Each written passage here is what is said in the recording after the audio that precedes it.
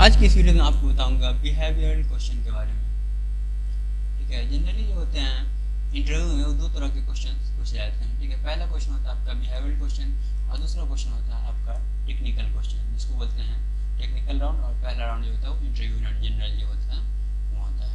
तो ठीक है, टेक्निकल राउंड में टेक्निकल वाले क्वेश्चन पूछे जाएंगे, तो इसके बारे में आपको बताऊंगा कि इसके बारे में कैसे आप प्रिपेयर करेंगे वो मैं आपको नेक्स्ट वीडियो बताऊंगा। पर आज मैं आपको बताऊंगा सबसे पहले कि आपको बिहेवियरल क्वेश्चन के बारे में कैसे प्रिपेयर करना है। ठीक है, बिहेवियरल क्वेश्चन जो एक बहुत इंपॉर्टेंट क्वेश्चन रहता है। यहाँ पे आपको इंटरव्यू जो होता है वो बहुत ऐसी मतलब यहाँ से आपको देखना चाहता है कि आपने प्रोजेक्ट पर अच्छे से काम किया है नहीं किया है, आप जैसे कोडिंग के एक्स्ट्रा चीज़ें मतलब क्या क्या जानते हो, आप क्या क्या कम्युनिकेशन स्किल्स, ये सारी चीज़ें होती हैं। ये सारी चीज़ें आपकी आ जाएगी बिहेवियर में। तो बिहेवियर में आपको बहुत सारी चीज़ देखनी होगी। जिस तरह से इसका एग्जांपल्स मैं आपको बता दूँ किस तरह से क्वेश्चन पूछा जा सकते हैं। तो क्वेश्चन पूछा जा सकता है, जैसे मान लो कि पूछा जाएगा आपको कि what was the most challenging role. ठीक है, what was the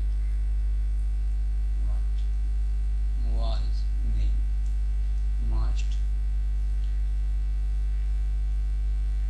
challenging role. ठीक है, तो इस तरह से पूछा जाएगा। या फिर पूछा जाएगा कि व्हाट वाज द थिंग या व्हाट वाज द प्रॉब्लम। ठीक है, यू एंजॉयड द मोस्ट।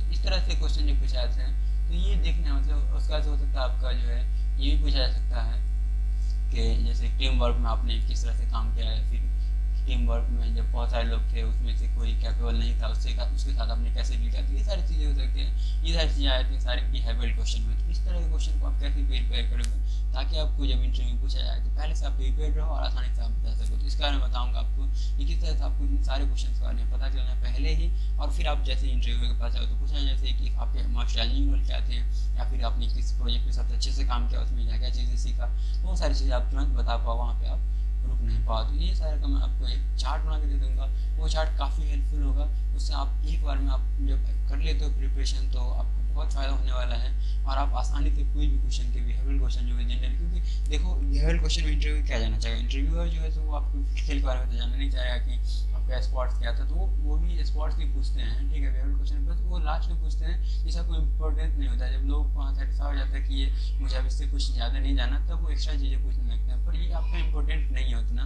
पर जो चीज़ें होती है बिहेवियरल क्वेश्चन में आपका जैसे मोस्ट चैलेंजिंग रोल हो गया, आपने क्या क्या चीज़ें सीखी, क्या क्या चीज़ आपने एंजॉय किया, कैसे आपने बग को फिक्स किया। ठीक है, बग्स फिक्स भी बोल सकते हो आप, तो बग फिक्स कैसे फिक्स किया।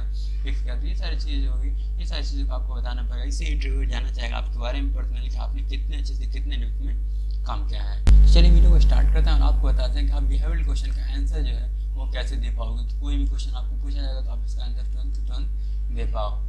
उससे पहले अगर आप इस चैनल पर नए हैं तो चैनल को सब्सक्राइब कर लें, साथ साथ बेल आइकन को दबा ताकि कोई भी नई वीडियो डालूं तो आपको सबसे पहले भी आए।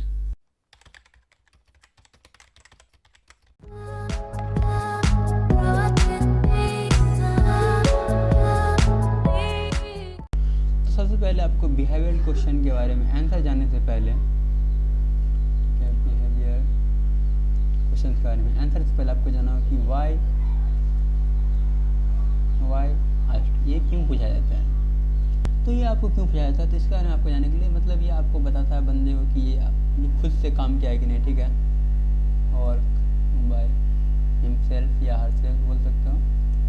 ठीक है, उसने खुद से काम किया है कि नहीं किया, कहीं से कॉपी पेस्ट तो नहीं किया है। ठीक है, क्योंकि जनरली क्या करते हैं काम लोग कॉपी पेस्ट ही कर देते हैं। तो आप लोग को वो जानना चाहते हैं कि अगर आपने कहीं पे कॉपी पेस्ट भी किया तो उसको लगना नहीं चाहिए कि कॉपी पेस्ट किया है। ठीक है, तो आपको इस तरह से मतलब बताना उसके बारे में, पूरे प्रोजेक्ट के बारे में, प्रोजेक्ट की जो भी डिटेल्स वगैरह हैं। ठीक है, प्रोजेक्ट डिटेल जो होता है वो बहुत इंपॉर्टेंट होता है।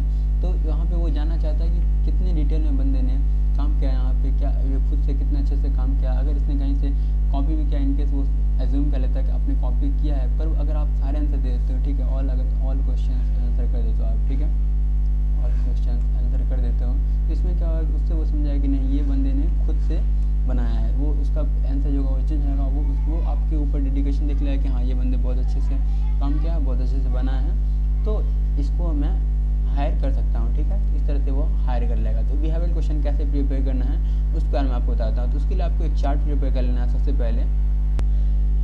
तो आपको सबसे पहले चार्ट बना लेना है। ठीक है, चार्ट आप बना सकते हो इस तरह से। मान लो मैं प्रोजेक्ट का एग्जांपल आपको दे देता हूँ। ठीक है, आपने प्रोजेक्ट का एग्जांपल। ठीक है, प्रोजेक्ट का एग्जांपल कैसे प्रिपेयर करना है आपको, कि प्रोजेक्ट से अगर कोई भी क्वेश्चन पूछे तो आप तुरंत बता पाओ, और जितने भी क्वेश्चन हो उसी से रिलेटेड भी होंगे। तो पहले मैं आपको चार्ट बता देता हूँ, उसके बाद मैं आपको समझा देता हूँ। देता हूँ कि आपको कैसे प्रिपेयर करना है।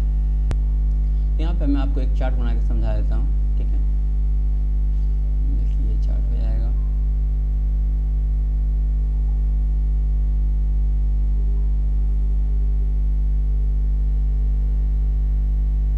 आप लोग अच्छे से बना लेना, लाइन ड्रॉ कर लेना, ठीक है। मैं थोड़ा सा इधर उधर कर देता हूँ तो कोई बात नहीं। और यहाँ पे आपको इस तरह से बना लेना है।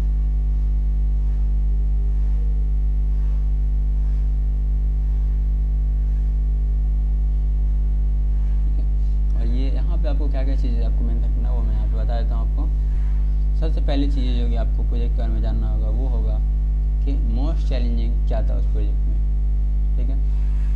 जैसे हो सकता है कि आपके लिए मोस्ट चैलेंजिंग रहा होगा किसी एप्लेट पे काम करना है, फिर किसी एप्लेट पे काम करना, इस तरह से एग्जांपल्स हैं। उस पर आप मोस्ट चैलेंजिंग को निकालना प्रोजेक्ट पे क्या था।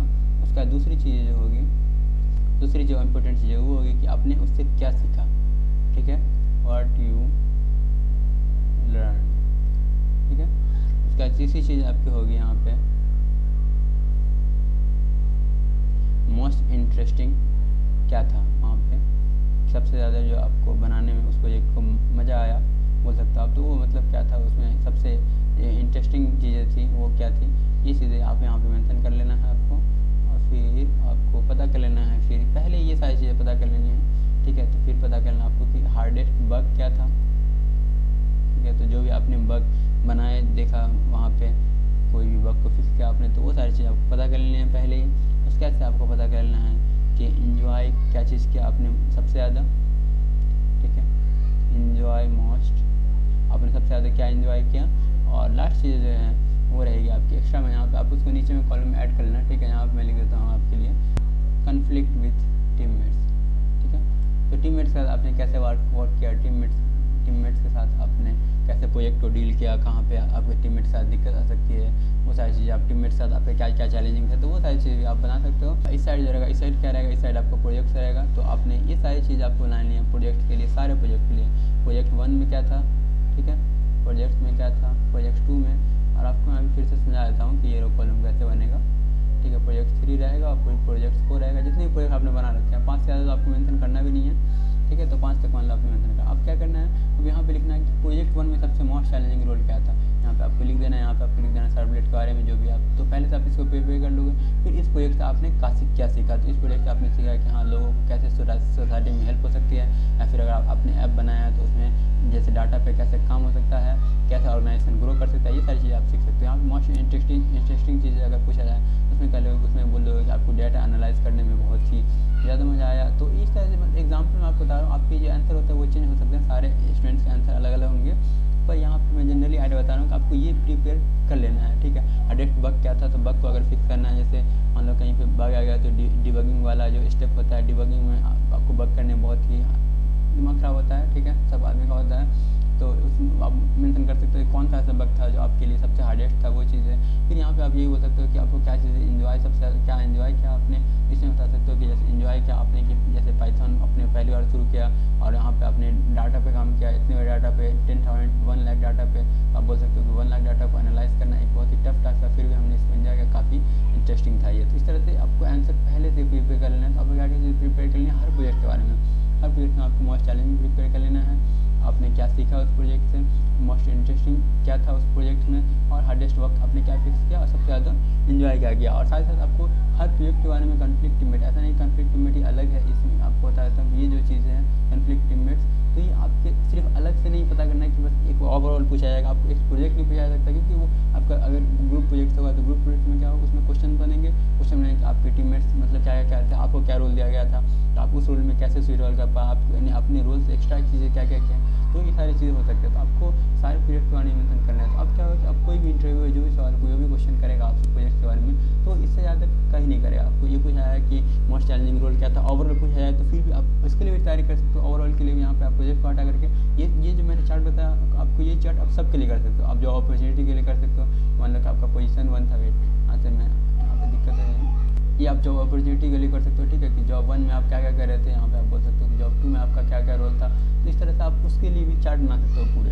तो ये एक चार्ट ऐसा नहीं कि आपको सिर्फ एक में हेल्प करेगा, ये चार्ट आपको हर में हेल्प करेगा। तो आपको बस ये चीज़ें जो फैक्टर्स हैं ये सारे फैक्टर बहुत ही मान रखते हैं आपको। Most challenging, what you learn, most interesting, hardest work, enjoy most और कन्फ्लिक्ट विद टीममेट। अगर आप 6 क्वेश्चंस को आप प्रिपेयर कर लेते हो पहले से, तो आपका इंटरव्यू बिहेवियर क्वेश्चन आराम से निकल जाएगा। कोई भी चीज़ जो होगी वो इससे एक्स्ट्रा नहीं आ जाएगा। इससे एक्स्ट्रा कुछ पूछा जाए तो आप आराम से इससे रिलेट कर पाओगे, क्योंकि वो एग्जामिनर क्वेश्चन है, वो रिपीटर है, वो कुछ भी कर सकता है क्वेश्चन। पर जनरली आइडिया बता रहा हूँ 90% चांसेस है कि वो इसी से क्वेश्चन करेंगे। तो आपको अगर ये सारे आंसर तैयार हैं, पहले तो आपने इसको आंसर को प्रिपेयर कर रखा है, तो आपको कोई भी दिक्कत नहीं आने वाली है। तो अब आप समझ गए हो कि आपको क्या क्या चीज़ें प्रिपेयर करना है। तो आप सबसे पहले कहीं भी आप इंटरव्यू होने से पहले आप इसको प्रिपेयर कर लो। सबसे पहले आप प्रिपेयर कर लो, मैं आपको रिकमेंड करूँगा कि आप सबसे पहले इस सारे क्वेश्चंस को प्रिपेयर कर लो आज के आज, ताकि अगर इन केस इन फ्यूचर आपको कोई भी इंटरव्यू में पूछा जाए तो आप इस क्वेश्चन को आराम से अच्छे से बता पाओ। और ये क्वेश्चन आपको अगर ज़्यादा टाइम हो सकता है आपका 1 दिन में नहीं बने 2 दिन में, पर आपको ये क्वेश्चन एकदम रेडी करके ही रखना है। ये सारे क्वेश्चन को आपको रेडी करके रखना है, ताकि अब कभी भी जैसे इससे इंप्रेशन ना पाओगे, आपको एग्जाम में जैसे वो पूछा जाएगा अलग से क्वेश्चन, वो इस तरह से क्वेश्चन करेगा तो आप आसानी से आंसर दे पाओगे, एकदम कॉन्फिडेंट होकर के। तो वो बंदे को लगेगा हाँ ये बहुत अच्छे से काम किया इस प्रोजेक्ट पे और इसने बहुत अच्छे से सीखा है सारी चीज़ें, तो इसको मैं हायर कर सकता हूँ। तो इस तरह से आपके चांसेस बहुत ज़्यादा बन जाएंगे हायर होने के। और यही टेबल मैंने आपको फिर पहले बता दिया कि ये टेबल आपका सिर्फ एक चीज़ के लिए काम नहीं होगा, ये टेबल आप यूज़ कर सकते हो बहुत सारी चीज़ों के लिए, ठीक है।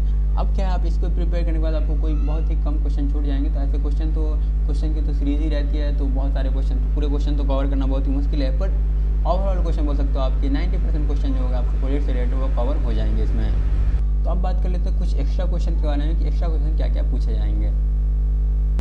एक्स्ट्रा क्वेश्चन आपके क्या क्या पूछे जा सकते हैं। एक्स्ट्रा क्वेश्चन तो बहुत सारे पूछे जा सकते हैं, पर जनरली जो होते हैं वो 2 क्वेश्चन पूछे जाते हैं, ठीक है।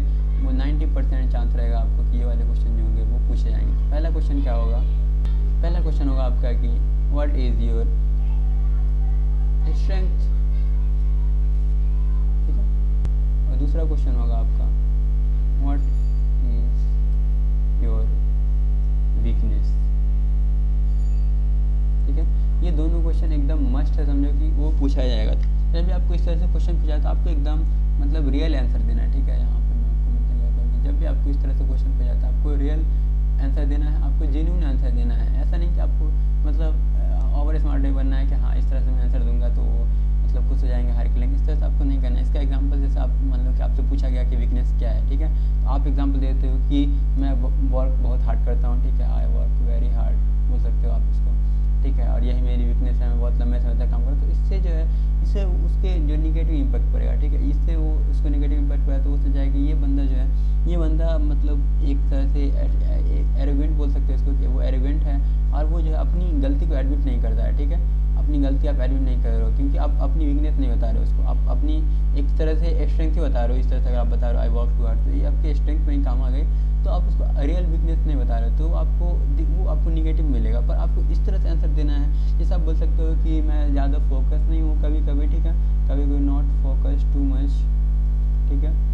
इस तरह से एग्जांपल बोल सकते हो आप। जैसे क्या हुआ कि मैं जल्दी डिस्ट्रैक्ट हो जाता हूँ, तो इस तरह से बोल सकते हो रियल एग्जांपल कि हाँ मैं जैसे किसी भी चीज़ पर फोकस करता रहता हूँ तो मैं डिस्ट्रैक्ट ईजिली हो जाता हूँ। अगर कोई दूसरी चीज़ आ जाती है वहाँ पे या मेरे साइड में जैसे नॉइज़ वगैरह का प्रॉब्लम होता है, तो इस तरह से मतलब जो रियल वीकनेस होता है उस तरह की वीकनेस आपको बतानी है। तो आपको एकदम अपनी रियल वीकनेस बता देनी है, ठीक है। आपको कोई ज़्यादा सोचना नहीं है कि हाँ इससे मतलब नेगेटिव इम्पैक्ट, क्योंकि जो वीकनेस है जो आपको लगता है कि हाँ वाकई में मतलब ये वीकनेस है, जो नेगेटिव चीज़ें आपकी उसको आप बता सकते हो। उसमें भी आपको मतलब प्रोफेशनली जो नेगेटिव चीज़ें, ठीक है, ऐसे नेगेटिव चीज़ें नहीं कि आप कुछ भी नेगेटिव बता दो कि हाँ ये मेरे अंदर खराब आदत है, मेरे अंदर घूमने की खराब आदत है, तो इस तरह से नहीं। मतलब जो प्रोजेक्ट्स आपके जो टीम वर्क रिलेटेड है उस तरह में आपको लगता है कहीं पे कोई नहीं, जैसे आप खुद को रिप्रेजेंट नहीं कर पाते कहीं पे, तो उस तरह से स्किल्स है, तो ये सारी चीज़ें को आप मतलब रियल वीकनेस बता सकते हो कि हाँ ये वाली वीकनेस जो है मेरी वो कमज़ोर है, और इसको ये साथ साथ आप ऐड कर सकते हो कि इम्प्रूव कर रहा हूँ मैं, ठीक है। आप इसको बोल सकते हो कि आई एम इम्प्रूविंग या I am trying to improve my skills. इस तरह से जो होगा कि वो उसको एक अच्छा पॉजिटिव इम्पैक्ट देगा, पॉजिटिव आपको मैसेज देगा, तो आपके चांसेस जो है वो ज़्यादा बन जाएंगे। आप समझ गए हो कि आपको किस तरह से आंसर देना, एकदम रियल आंसर और जेन्युइन आंसर देना। ये दोनों क्वेश्चन आपको मस्ट होते हैं, तो वो पूछते ही हैं जनरली, ठीक है, कि आपकी स्ट्रेंथ क्या है, आपकी वीकनेस क्या है, तो आपको इस तरह से आंसर दे देना है।